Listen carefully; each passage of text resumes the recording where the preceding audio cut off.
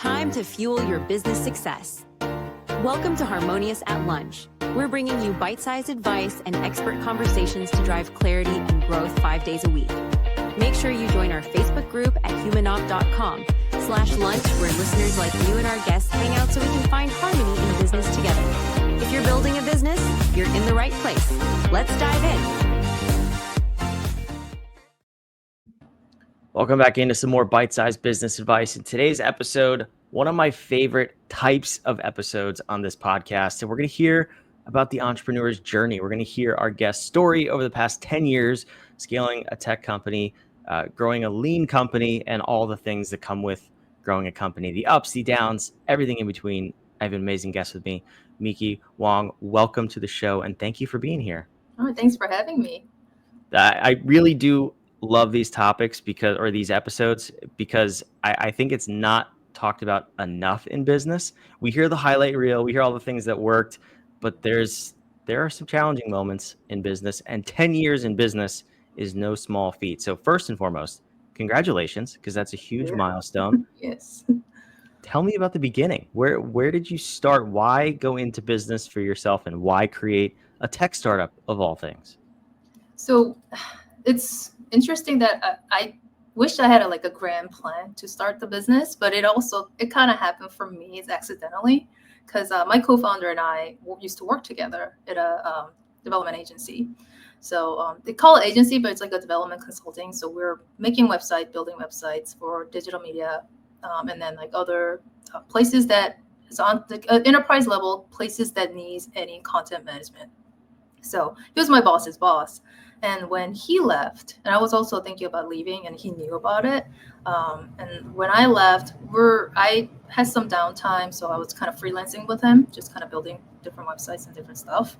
And with that, we're talking a lot about how to do this right, how to make it more efficient. Because over the course of years, because we worked together from the previous company about 6 years together, so we're there are a lot of things that we've seen that didn't work well and work well. And then I always a huge respect for him because he's a very technical person, and he knows how to be hands-on and building things too.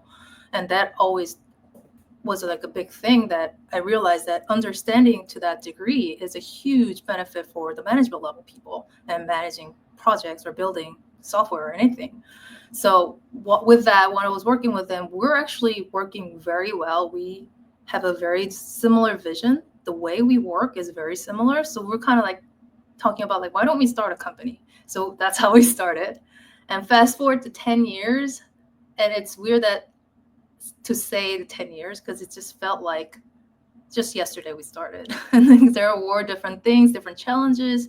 And then even with the COVID, just random things that are controllable and uncontrollable with the clients and the building different things, and you get challenges with all these new things coming out.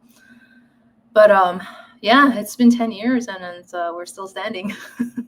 Yeah, it's incredible. I'm sure you know the stats. Our listeners know the stats of companies who make it past 1 year, let alone 10. So that's huge. And I'm curious, were you funded or were you self-funded in the beginning? No, we're self-funded pretty much. Self-funded, bootstrapped, lean. Yeah, because we started when we started, he has some client base and I have some client base. So when the people we used to work with found out that we started our own company, they wanted to work with us. So I guess we did something right. So with that, we had some projects come in that we could just start right away. So that was kind of a lucky, and then it also was kind of a natural. So that also made me feel it didn't feel like I started a startup kind of thing. So it just felt very naturally flew to it, which was, we're kind of lucky in that way. Did that cause any problems with your old company? Because I know in some cases there's non-competes, especially if you go start a competing company, you steal clients, like lawsuits, cease and desist letters, all of those fun things that come with running a business. Did you ever run into any of that? I was cautious of it too. We just kind of reviewed it with the lawyer before we started and all. And then there are so the clients that we work with us was actually not directly working with the old companies. It's more they left to a different company and then they just wanted to work with us. And then there was one company, and I told them we have 6 months non-compete, so unfortunately we won't be able to work with you because they reached out directly to me to wanting to work right away. And it was interesting that that specific company reached out literally a week before the 6 months was over. And I was like, all right, it's coming up. Let's start drafting the proposal and everything. So like they ended up working with us right at the 6 months complete after. That's funny. So that did happen too. I mean, it shows that you're doing something right if people wanted to leave and come work with you guys. So that's always interesting. As far as growing the company, though, in the beginning, so you have early traction, you have a little bit of success, you have clients that come follow you. What were some of the things that you did not foresee as challenges when you started your own company? So I was lucky to have my co-founder because like he was managing the entire practice pretty much. So like he knew a lot more about like running a company and a bunch of things that you don't really realize when you're just like, because I was a management level, but I didn't really do more than the clients that I was handling. And then the projects that I was handling. So I had no idea there were like a lot more than just doing the work. And so I was so naive on that.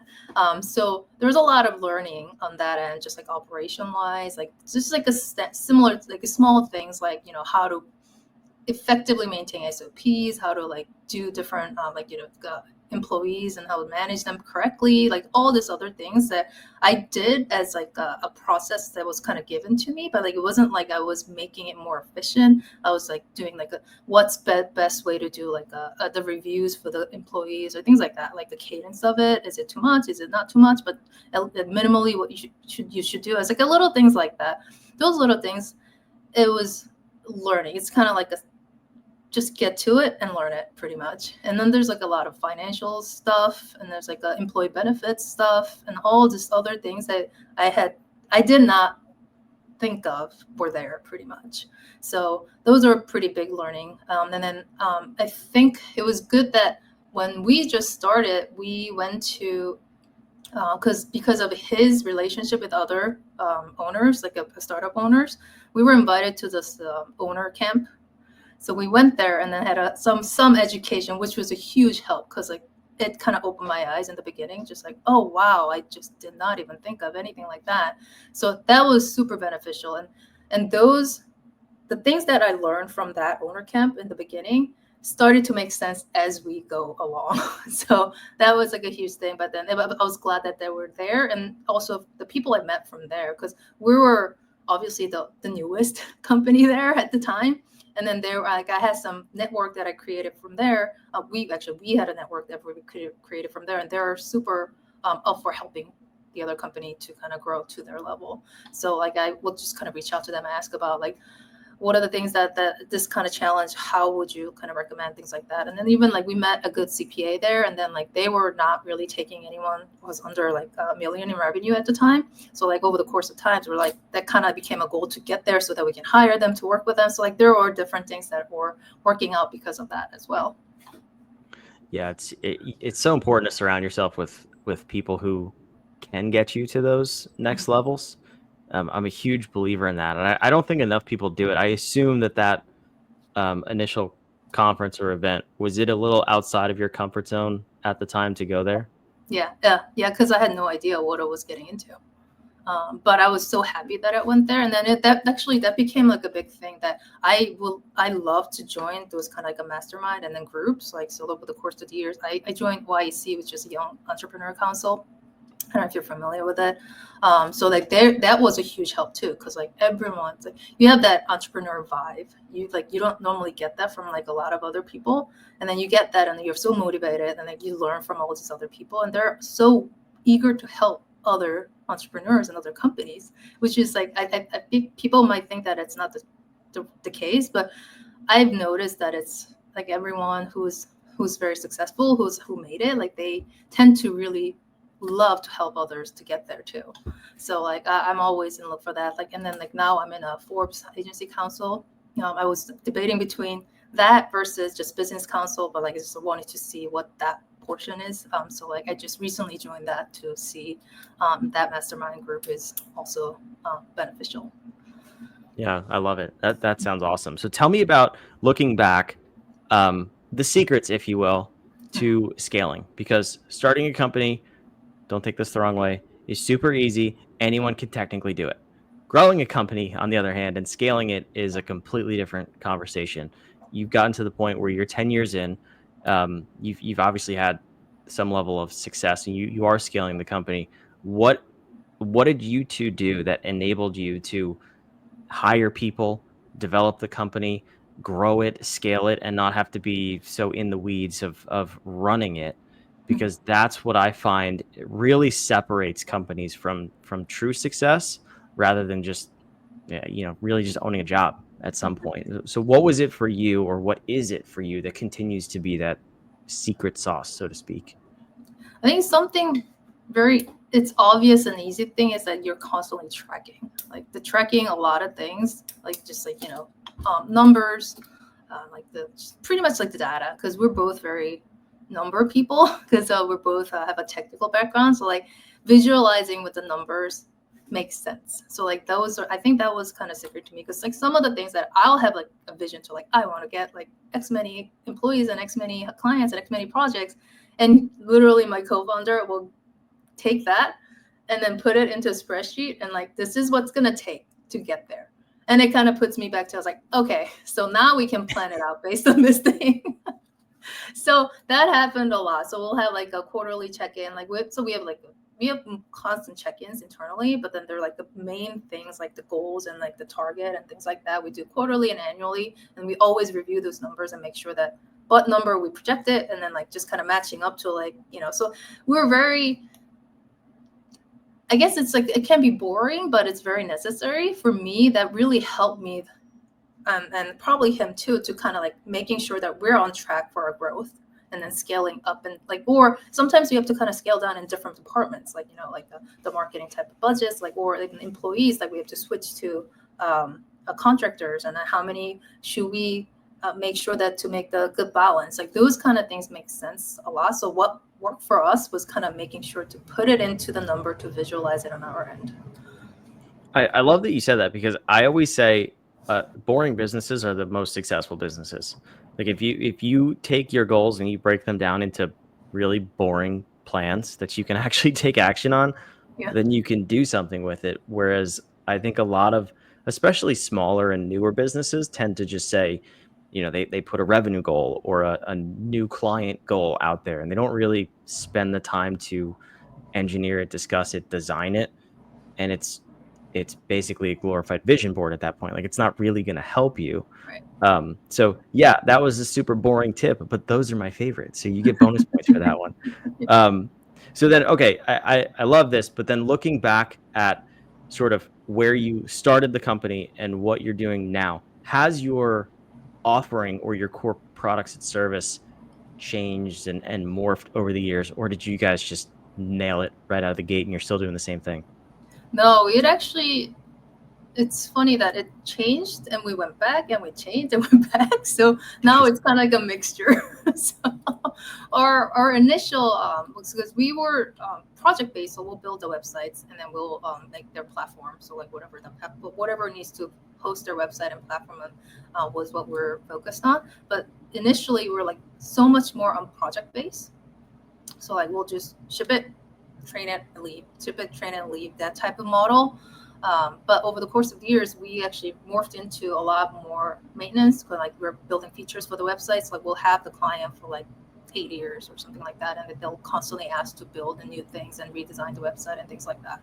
So it kind of morphed into that. And then we were at one point, we wanted to see if we should target the smaller business, like it's like not enterprise level clients. So we did that for a little bit, but then we realized that the way we offer and the way we build things is more catered to the enterprise clients, enterprise companies, because like they have different processes, and they're like, so, and also some of the smaller companies also don't necessarily care that much about what big companies care and different things.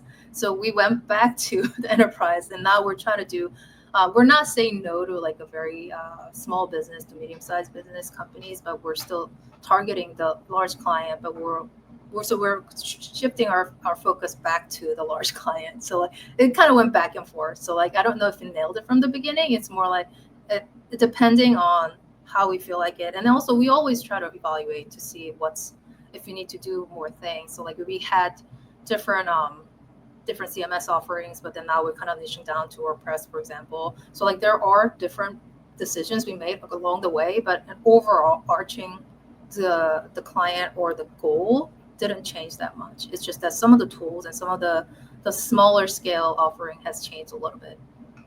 That makes sense, and I think that's natural. As far as the service and how you do it, though, going from project-based to more ongoing and maintenance, was that a financial decision? Like, did you find it was harder to continue to get new clients in the beginning to make it financially viable, and that's why you said, okay, let's phase in a little bit more of a maintenance and subscription model, if you will, or was it something different? I think it was a little more natural because when we realized that when we ship out a project, sometimes they want us to be there to fix and then put more features there. So like it just kind of naturally went that way. And then we also realized that was more profitable than just shipping the projects. So I was like, it kind of happened. I would say like kind of 50-50 in a way. It was kind of, initially we just went to it, morphed into it, and realized like, oh, this works better, so we'll just focus more on that. So it just went that way. Yeah, that makes sense. I love it. Well, this is fascinating. I love the story. I love hearing where you've been and the tweaks and changes you made along the way.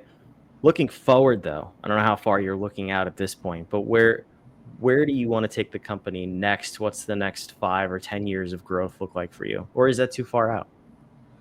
It's not far out. We always kind of try to project 1 year, 3 year, 5 year to 10-year goal. I mean, we do kind of talk about like if the opportunity comes, we can look into see if we want to be in a selling position. Only because we talked about that only because not to really sell, but at that point, you have to kind of think about the way to position your company in a different way so that you can decide if you want to do it that way. And then also that kind of gives you more of a company structure, I feel like, just getting all this operation and structures with. So that's what we want to prepare for.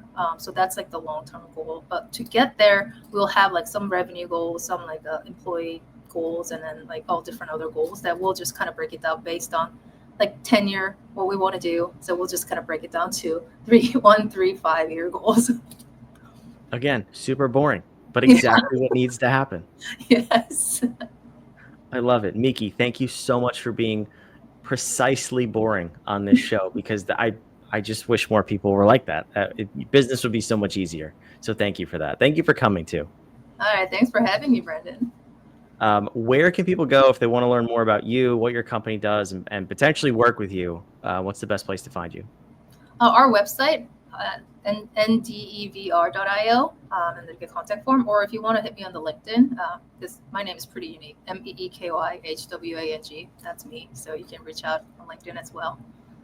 I love it. All of that will be down below in the show notes or description, wherever you're watching. I'm curious, is it Ndevr.io? Tell me about the name real quick before we wrap up, because it's interesting spelling at least. Yeah, so we're developers. So like it's like a endeavor, but we also endeavor. It's our new endeavor to get there. So it was kind of like having that as our goal to kind of make it like that. So it's like a little nerdy, but also pretty cool and tech. I like it. I like the name. Thank you. That's awesome. All right, wherever you're watching and listening, you heard me before. It's down below. Thanks for being here. Hope to see you on the next episode of Harmonious at Lunch tomorrow. Make sure you subscribe. We'll see you there. Another episode of Harmonious at Lunch in the books. I hope this episode made you think and you grabbed some actionable ideas to propel your business. Don't forget to like, comment your takeaways, and subscribe wherever you're listening so we can help more entrepreneurs just like you achieve harmony in your life and business. For cutting-edge tools that bring clarity to your people and processes, check out humanoff.com to download our app today.